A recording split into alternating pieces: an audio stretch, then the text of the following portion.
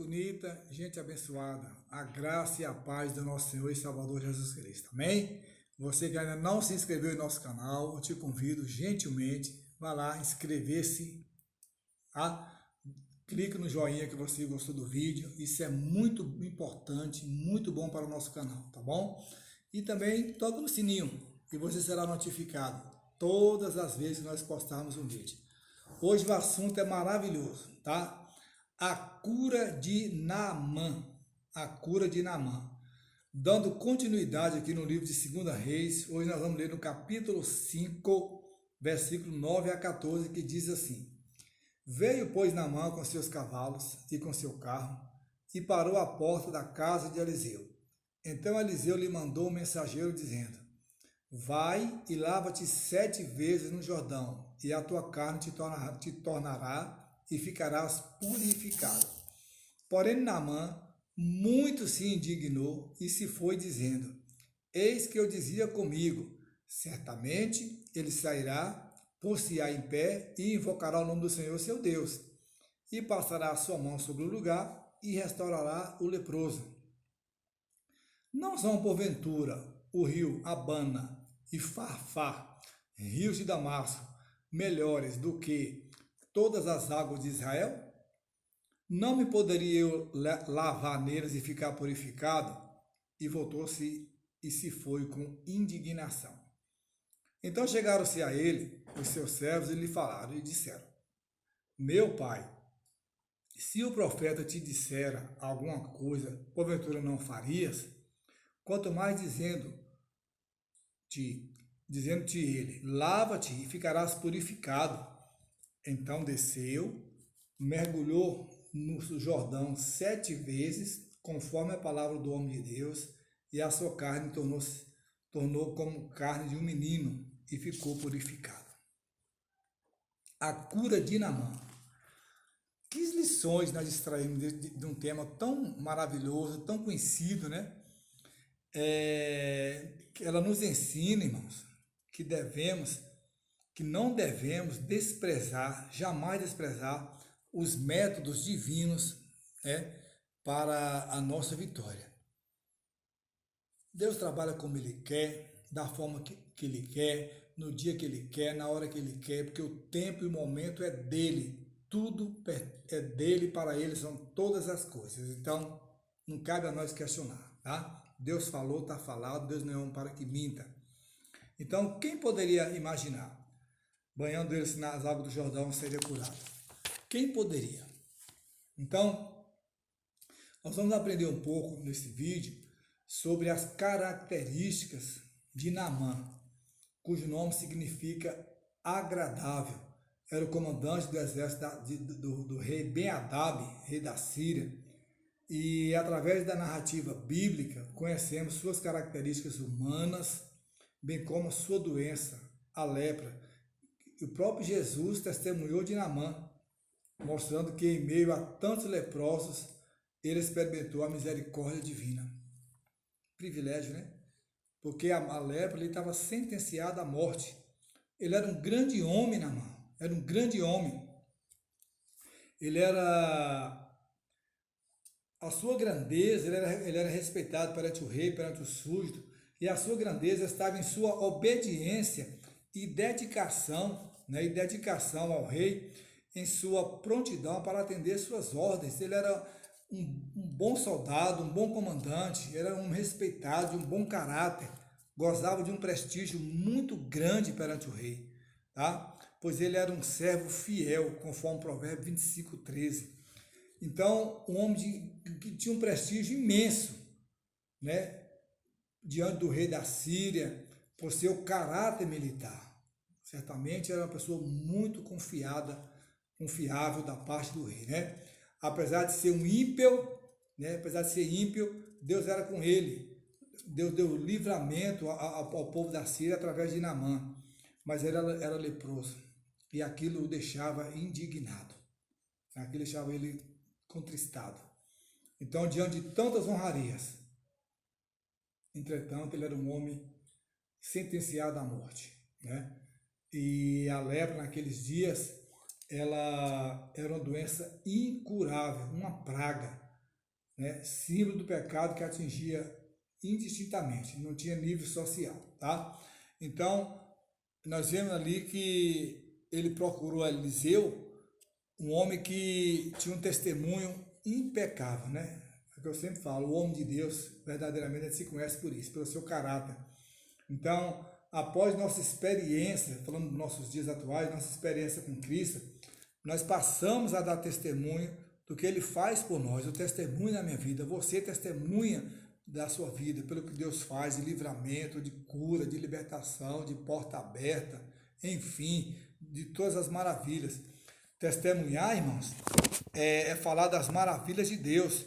Por isso o apóstolo Paulo se orgulhava de dar testemunho da graça de Deus. Mas quem entrou na história de Naamã? Uma jovem que foi trazida escrava. Aquela jovem, ela estava a serviço da mulher de Naamã, né? E contribuiu no processo de cura.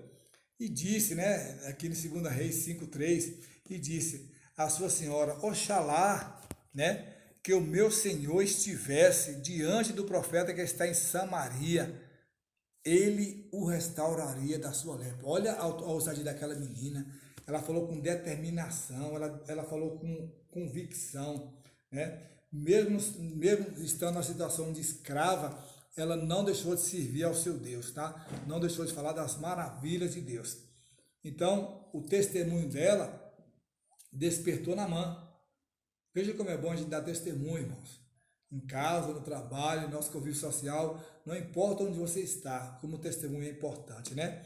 E o relato bíblico enfatiza aqui que Naamã foi grandemente influenciado pelo testemunho daquela jovem, né? Aí diz que, capítulo 5, versículo 4, diz que Naamã entrou e notificou o seu senhor, dizendo: assim falou a menina que é da terra de Israel. Aí teve toda aquela mobilização, né, para ajudar, para interceder pela vida de Naamã.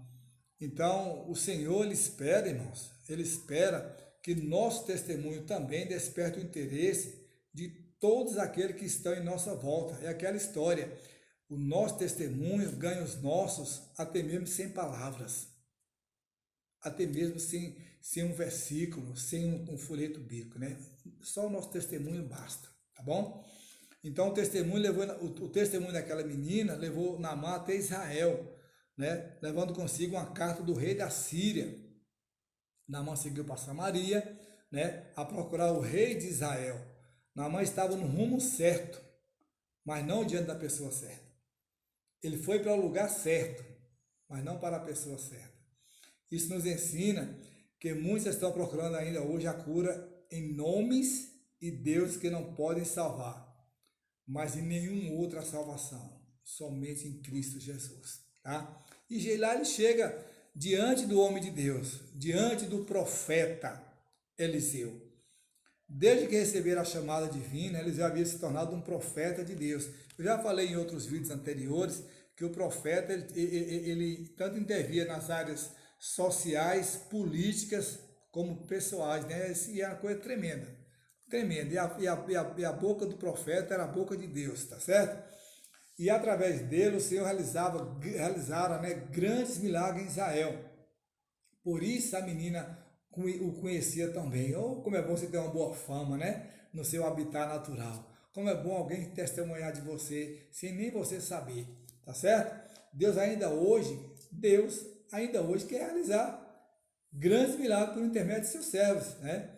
Aí Eliseu chama Naamã. Ao ouvir a notícia em sua casa, né, Eliseu manda um recado ao rei, né, dizendo: deixa ele vir, né, e saberá que há profeta em Israel. 2 Reis 5:8. Olha a ousadia, olha a autoridade, a convicção de Deus na sua vida. Deixa ele vir, rei. Fica preocupado não, descansa o seu coração. Hoje ele saberá que há profeta em Israel. Né? Somos edificados em ver a segurança do homem de Deus.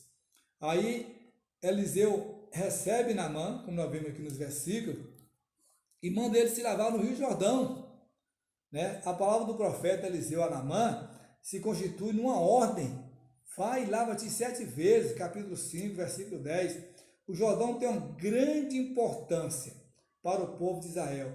aquele rio sinuoso de 260 quilômetros aproximadamente, né? Havia sido palco de grandes milagres.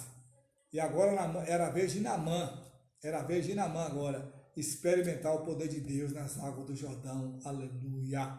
Glória a Deus, aleluia! Este rio representa para o crente sua última etapa para Jerusalém celestial. Isso é glorioso. Isso não tem palavras. Aí Naamã relutou. Como que ele queria ser curado e ele queria questionar? Relutou em lavar-se no Jordão. Diante da palavra do profeta, Naamã ficou indignado. Ele desejava que Eliseu fosse ao seu encontro, cheio de pompa, fizesse toda aquela honraria. Mas Eliseu, ele não era um profeta vendido. Ele não era um profeta interesseiro, tá? Ele simplesmente fazia a obra de Deus, pura e simplesmente, direto, sem remendo, tá? E aqui diz que Naamã não sabia que os nossos caminhos não são os caminhos de Deus. Ô Naamã, não é o que você quer, é o que Deus quer. Quem manda em nossas vidas é o Senhor, tá certo? Então Naamã tinha qualidade, irmão, era um homem de qualidade, mas precisava entender o que era obedecer.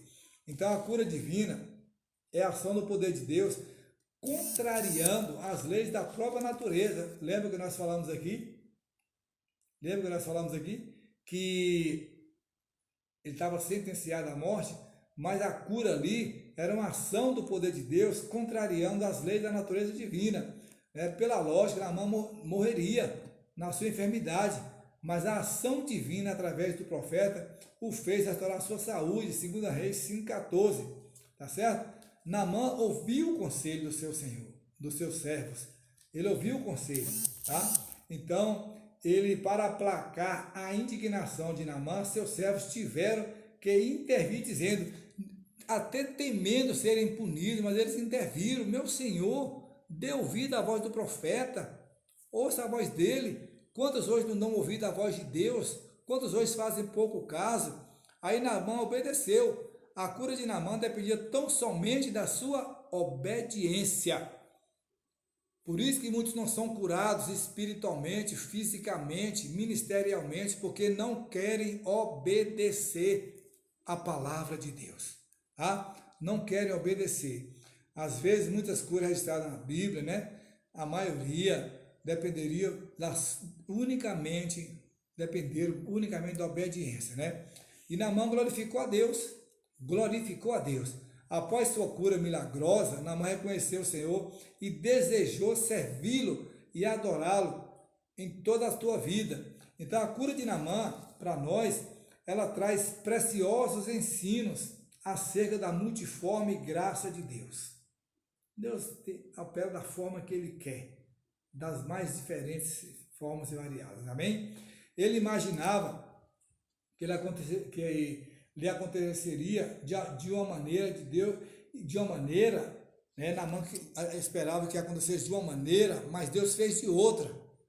Ele pensou algo, mas Deus já tinha tudo um plano traçado, tá certo? Então, e finalizando aqui, quebrando, né? Ele queria a cura de um jeito, mas Deus fez de outro, quebrando o seu orgulho.